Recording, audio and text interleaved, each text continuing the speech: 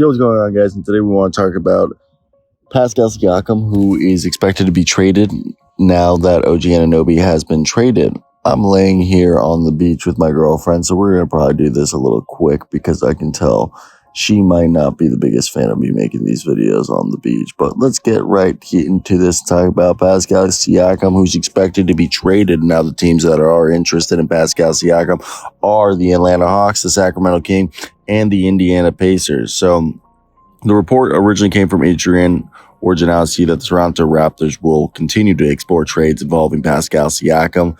Sources tell ESPN's Adrian Wojnarowski. No talks, however, have gained any traction with Siakam at this point.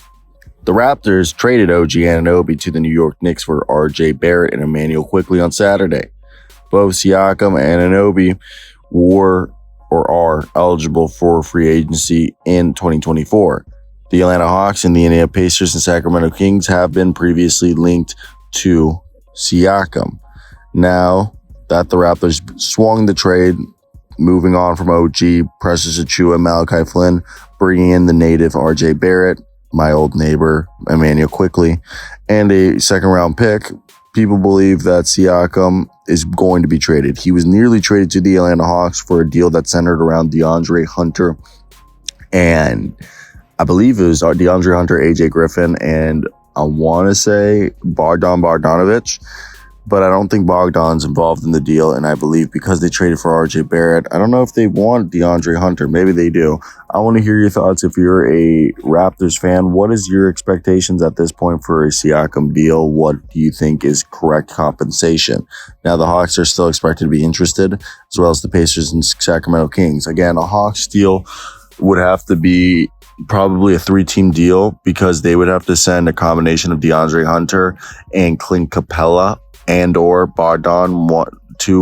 At least two of those dudes would have to either go to the Raptors or to another team that would send assets to the Raptors, basically. So that's what the Hawks are giving up. They have AJ Griffin, Kobe Buffkin, a few other young guys that there could be interest in. Now, the next one is the Sacramento Kings. A deal from them would probably center around Davion Mitchell, maybe Kevin Huerter, Harrison Barnes, and any other young guys that the Kings would be willing to move on from. I think the untouchables are Keegan Murray, Domantas Sabonis, and Malik Monk and De'Aaron Fox. I think everybody else would be tradable. Pacers, I could see the deal being a bit easier to expedite. Now it's 37.9. I don't know. I feel like for the Kings, it's the easiest because they have a lot of like interchangeable salaries. But yeah, I mean, I'm all for, Pascal Siakam being moved. I wonder what the actual going rate. There's a second round pick that just went for our man. And yeah, for me, I think if a second round pick is what OG went for, and he was a guy who was getting offers to go for 2 second round picks last year. 2 first round picks. And now he just went for 1 second. How much has Siakam's value depreciated is the question I'm wondering. If you're a fan of Pascal Siakam, which I assume if you're watching this video, you probably are, either because you're a Raptors fan or because you're a fan of the Hawks, Kings. Is anybody here just straight up a Pascal Siakam fan? I don't know if anybody is. Do those exist?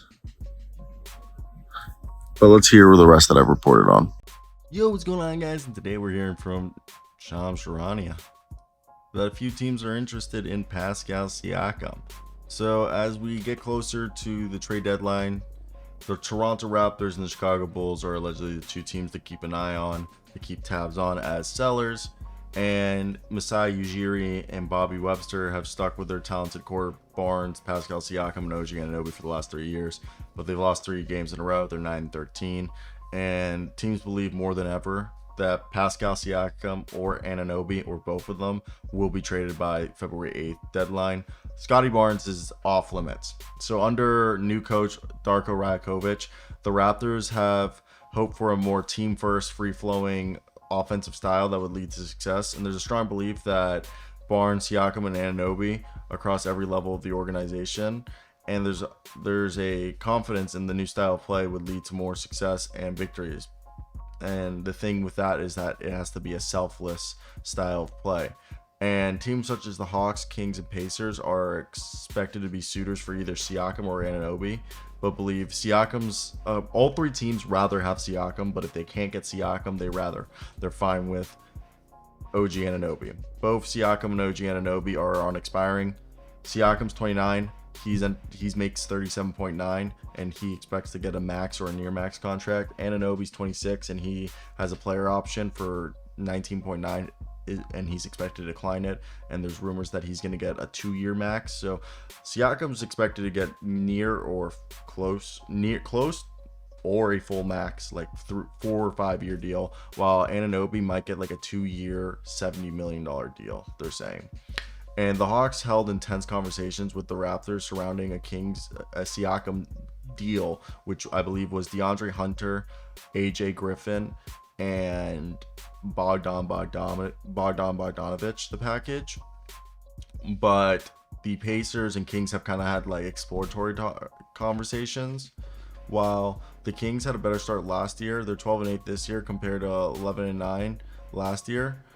So they're a good team. So I kind of phrase that weird. They had a better start this year than last year, which is weird. So Siakam's kind of OG Anunoby's a better fit for the Kings. Siakam's a perfect fit for the Hawks and Pacers. The one thing I think OG became with Jalen Johnson's assertion, I think they kind of want OG now. So a season ago, the Raptors elected to play through and try to campaign and forge, a playoff team, but they ultimately lost Fred VanVleet to nothing. And the thing is that going to happen again? So there's a big belief that they've got to make a move there, because right now they don't have anything to show for it if he just leaves.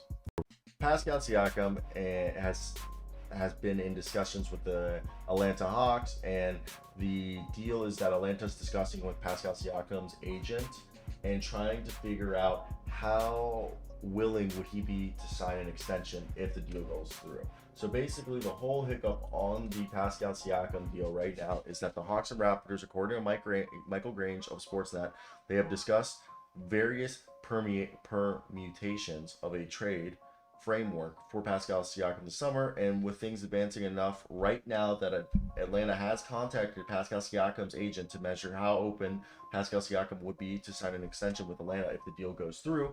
The next report we're hearing specifically is that there is according to league sources, there is expected to be a fairly robust market for the Raptors veterans, though maybe not the slam dunk of a return that makes the deal a no-brainer. The Raptors under President and General Masai Ujiri aren't known for selling low. So the deal we knew that almost went through during this offseason was a deal of Pascal Siakam for DeAndre Hunter, Bogdan Bogdanovic, AJ Griffin, and I believe 1 first-round pick. They wanted Kobe Buffkin in the deal. The Hawks said no.